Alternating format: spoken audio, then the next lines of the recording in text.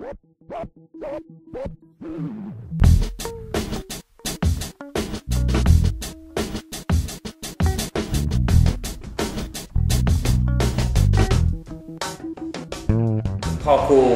thinking is, what's the challenge, what's the task?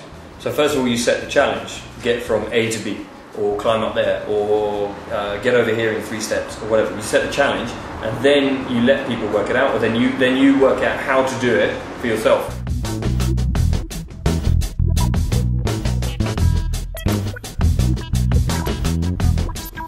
Parkour is it's a discipline of training the body and mind through movement and through physical challenge. It's very much about finding your limits and your potential through constant challenge and constant improvement and refinement of your movement and your physicality.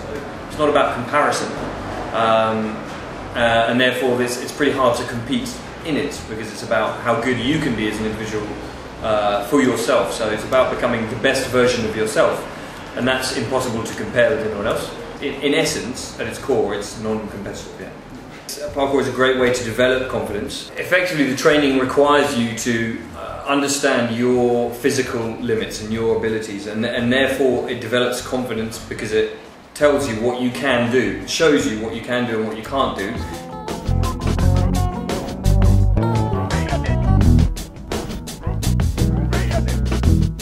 There's a lot of really good reasons to practice parkour, especially for young people. Firstly, on a physical level, it's a very complete training discipline. So it trains you to be strong in every way over your body. So it's not specialising what you do. It's quite a general training method. So you'll become strong in all the functional ways that you need to be strong and fit for your whole life. So it's a very natural, functional way of training the body. It doesn't force your body to develop in a way that is too specialised. And at a young age, it's generally not good to do that, because then your body will grow according to that specificity. So and probably won't be healthy for the whole of your life.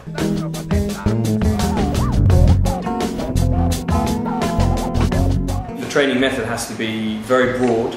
And it needs to change regularly, so you can't have too much routine, because if you have a routine, again, your body becomes good at doing that one thing, that one routine. So you have to constantly change up your training method, constantly change your training sessions. Have no 2 sessions that are similar, that are alike, basically.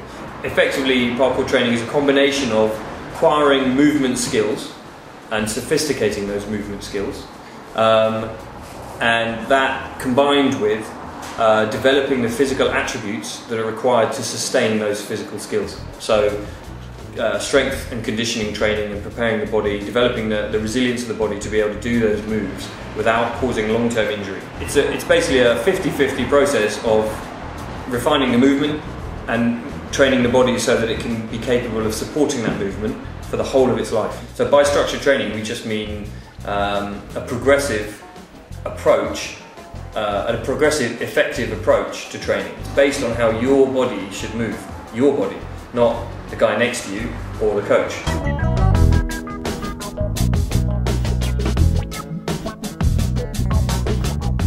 Constant research is good, so constantly study other forms of training, things like climbing or athletics, disciplines like that, maybe some other sports that can have a real relevance to parkour training can be very good.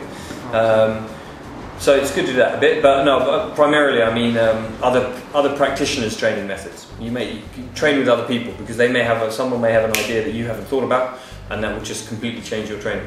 So don't be closed-minded. First of all, be very open-minded and listen to everyone and whatever. Look to the more experienced people and try and train safely, correctly, and gradually.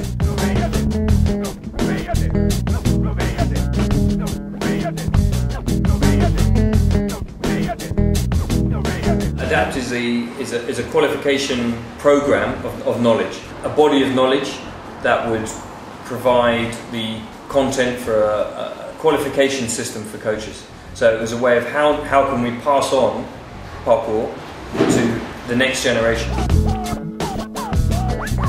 Well, right from the early days in parkour, there was a lot of media interest in parkour, a lot of commercial interest. Big brands wanted to use it for adverts and things like that really early on. And it has brought benefits to the discipline in that it's promoted the awareness of it massively.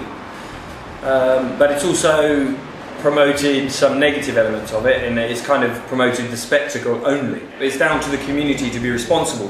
You shouldn't use parkour to advertise something that is unhealthy, or something that is against the principles of the art, like tobacco or alcohol.